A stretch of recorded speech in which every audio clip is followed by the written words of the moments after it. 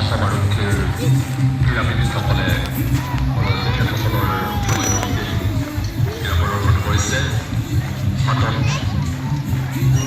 সন্মানীয় ৰাষ্ট্ৰীয় পতাকা, আমাৰ ভাৰতৰ গৌৰৱ।